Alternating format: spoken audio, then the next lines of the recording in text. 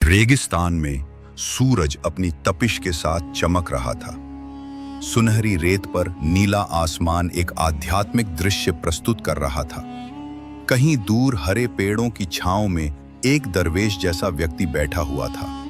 उसकी लंबी सफेद दाढ़ी सीने तक आती थी, सिर पर हरा पगड़ी और तन पर लाल सूफियाना लिबास। वो जमीन पर धीरे धीरे दाने बिखेर रहा था। करीब ही दो मोर, एक नर और एक मादा, रेत में चलते हुए इस दृश्य को देख रहे थे। मोरनी ने धीमे से कहा, मुझे कुछ अजीब सा लग रहा है। ये दाने कहीं किसी जाल का हिस्सा तो नहीं?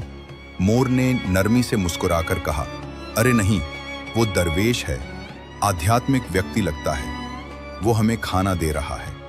धन्यवाद करो और दाने खा लो। मोरनी थोड़ी झिझकी, लेकिन मोर ने आगे बढ़कर दाने चुगने शुरू कर दिए।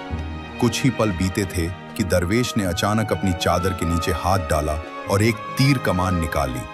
उसकी आंखों में कोई भाव नहीं था, चेहरा वैसा ही शांत जैसे इबादत में हो। लेकिन अगले ही पल एक तीर कमान से निकला और सीधा मोर के सीने में जा धंसा। मोर तड़पा, फड़फड़ाया और शांत हो गया। उसके नीले और हरे पंखों की खूबसूरती अब एक खूनी खामोशी में बदल चुकी थी।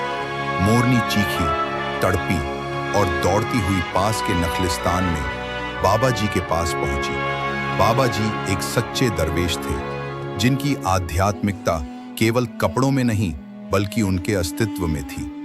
मोरनी ने सारा किस्सा रो रो कर सुना दिया।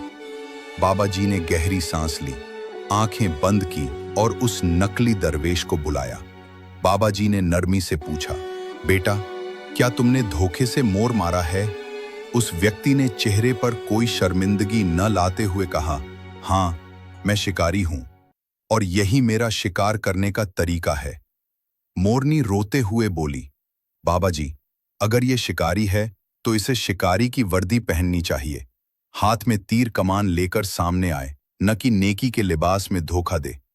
बाबा जी ने उस व्यक्ति की ओर देखा और बहुत ठहरे हुए लहजे में कहा, निस्संदेह नेकी का लिबास ओढ़कर धोखा देना सबसे बड़ा जुल्म है, क्योंकि जब शैतान नेकी का रूप धारण कर ले